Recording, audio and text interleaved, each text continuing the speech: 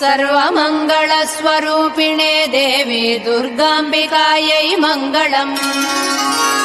मङ्गलम् कनकाम्बरधरे मङ्गलम् विजयाचलवासिने। सर्वगुणसम्पूजिते देवी नित्यम् भवतु मङ्गलम्। वरदाभयहस्ते भवानी निखिलेश्वरी।